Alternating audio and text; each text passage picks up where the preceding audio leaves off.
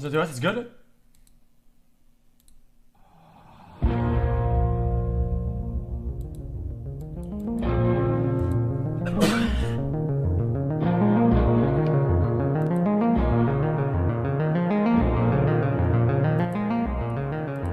Chat. I'll go in queue at the same time.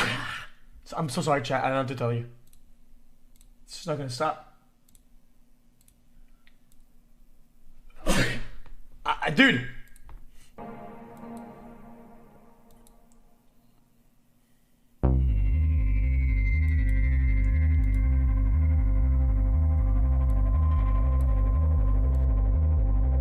The internet can be a grim place. Surely you don't need someone like me to tell you that. Videos, live streams, works of art, posts, and pages about disturbing events that have happened in our reality are nothing but a Google search away.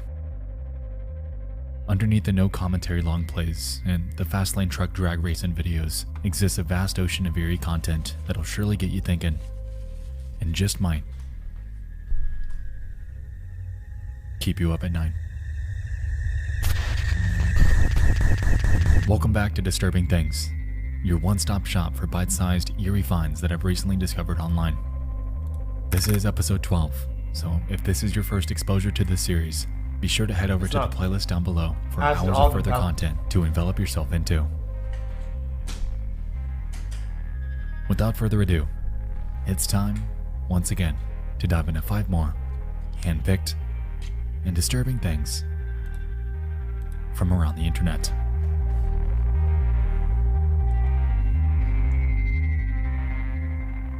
Scary?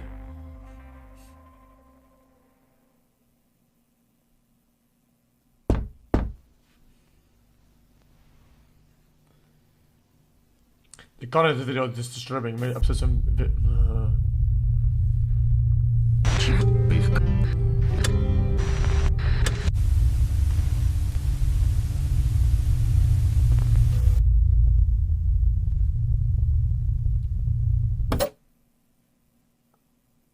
Let's set the mood.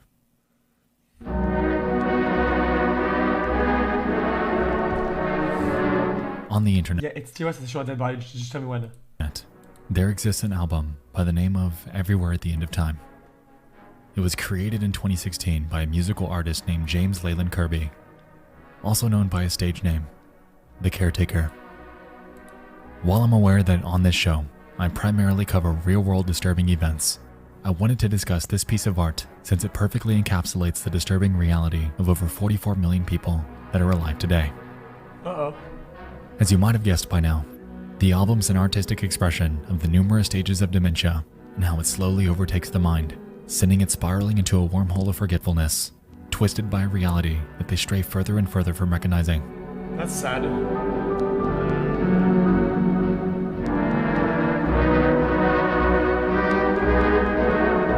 The 6-hour album itself starts off ordinary. It's cheery, calm, and invokes a sense of comfort. 6 hours? As the hours pass and it progresses, Leyland subtly morphs not only the overall tone, but each chord progression and tune into something that hardly resembles what you were listening to a mere half-hour earlier. The descriptions from his YouTube video further exemplify the troubles that dementia patients face, too. Stage 1 is described as the first signs of memory loss. Guys, current day, like, rap albums are like 14 minutes, dude. What happened? It's a stage that's most like a beautiful daydream. The glory of old age and recollection. The last of the great days.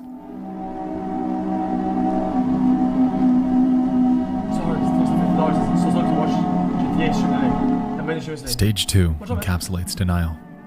More efforts made to remember, so memories can be more long form, with a little more deterioration in quality. The overall personal mood is generally lower than the first stage, and at a point before confusion starts setting in.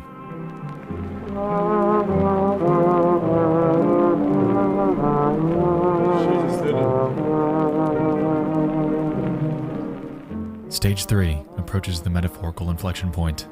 It's described as the phase where some of the last coherent memories exist before confusion fully rolls in and the gray mists form and fade away. Finest moments have been remembered, but the musical flow in places is more confused and tangled.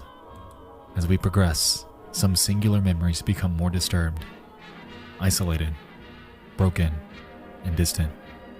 These are the last embers of awareness before we enter the post-awareness stages.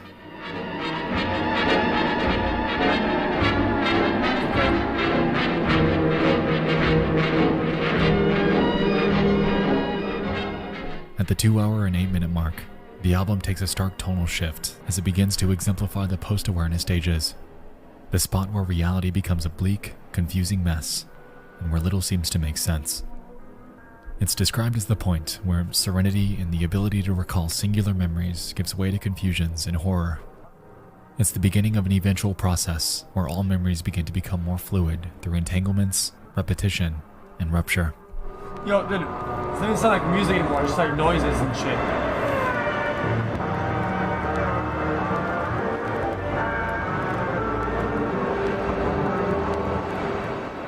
Stage 5.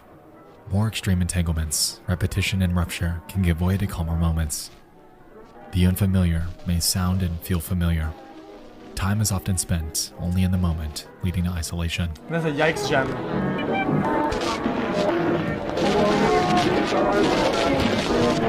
How was that music? This is not music!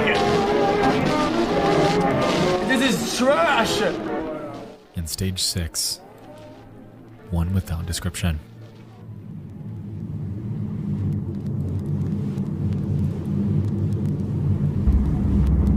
That's the whole point then.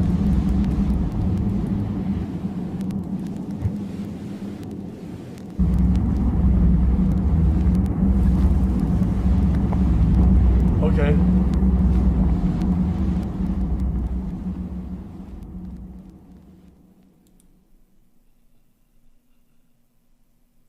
I lost my great-grandmother to dementia just a few years ago, so this album really resonated with me. As a child, I remember her being full of life, always willing to go the extra mile to evoke a sense of union and love, whether it was through her cooking, her stories, or even her presence at family gatherings. She was always someone that welcomed us with open arms when we go visit her. She lived alone. My great-grandfather had passed when I was very young, so unfortunately, memories of him are vague. But I do remember him as being hardworking and an honest. You know?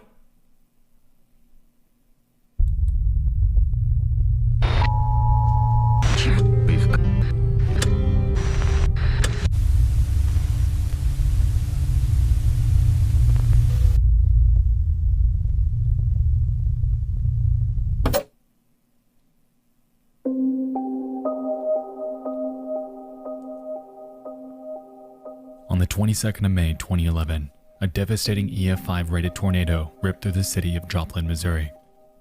It lasted around 38 minutes and reached wind speeds of more or less 200 miles per hour. That's pretty crazy. The aftermath photos are grim.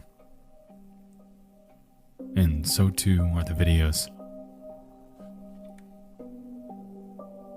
For the past couple of years now, I've gotten a few recommendations about covering this upload. And to be honest, I never actually sat down and watched the entire thing all the way through. Life and such just got in the way. But I digress. The video is titled First Person Video of Joplin, Missouri Tornado, created by a user named IzelSG and uploaded on the very same day that this tragedy occurred. Their description claims that they took this footage inside of a Fast Trip gas station on East 20th Street. Initially, they hid in the back of the store before taking refuge inside of the storage fridge. While there aren't many visuals within their recording, the audio conveys everything you need to know about being caught in a storm of this magnitude. Have a listen.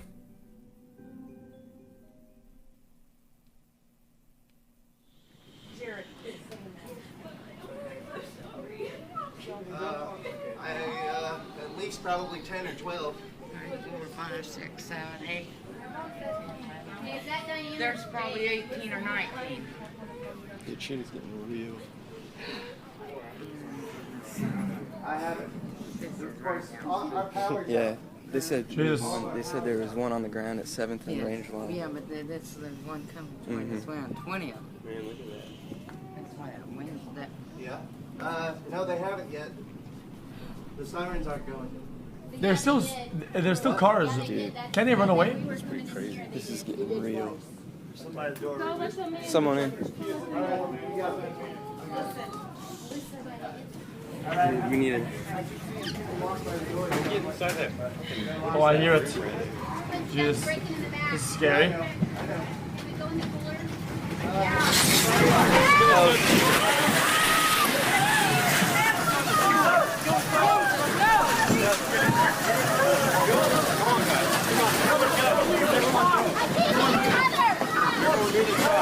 Everybody,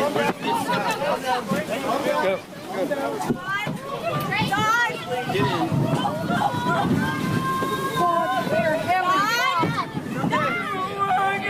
Okay. Jesus, it's gonna.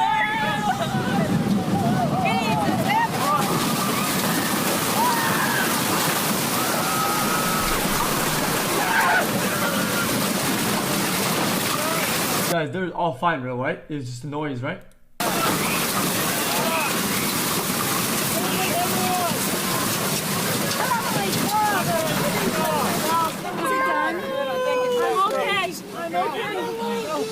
I'm trying to put less weight on him, though. Ma'am, are you okay? Who's right here? Jesus, man.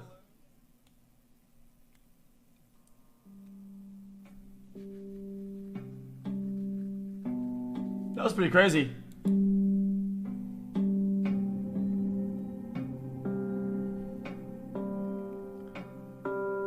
Skip at 48 and 1653.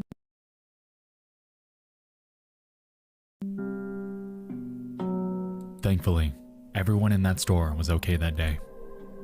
The same, unfortunately, couldn't be said about the others that came face to face with it.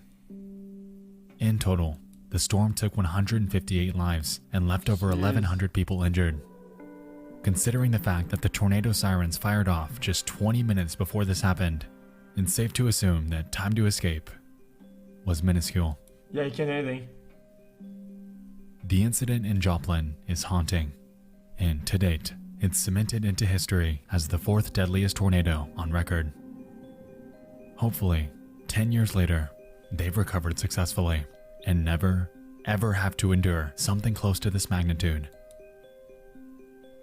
ever again.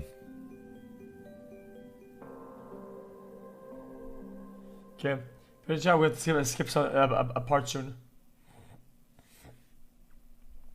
After that, just the queue. Oh, we're first in queue. Nice. There's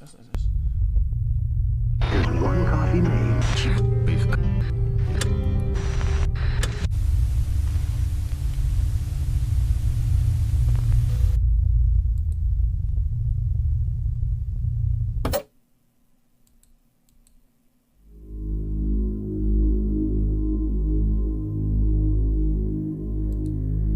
In 2012, a man had killed himself by the name. Chat. What do I skip to? 1708. So I can go all the way to here then, right? Can I go all the way over here?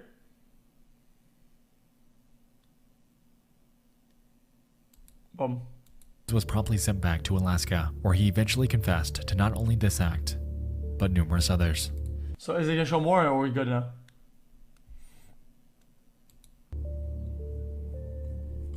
By December of that year, though, he would be found dead in his jail cell. He had slit his wrists and tried to strangle himself, leaving behind his own corpse and various notes and drawings made in blood under his cell bed. To this day, police are still frustrated by this, as with his life went countless questions unanswered. Samantha Koenig was just an ordinary person working her job as we all do. She didn't sign up for this. She didn't provoke anyone, and she sure as hell didn't deserve the fate that she was given. What she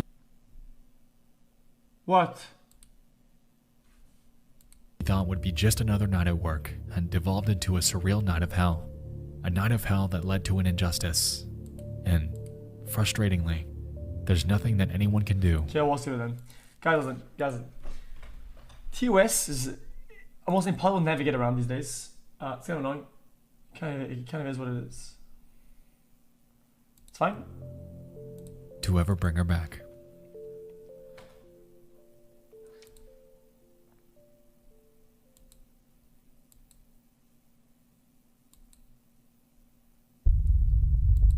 Okay, we'll go next then. Fuck it. I'm not gonna watch the rest of it, chat. Chat, I'll just go next. Guys, I want to create a fuss, chat. I just want to have some fun, stream some games and whatnot. So, we're gonna skippity skip. Okay, how much time do I have on queue?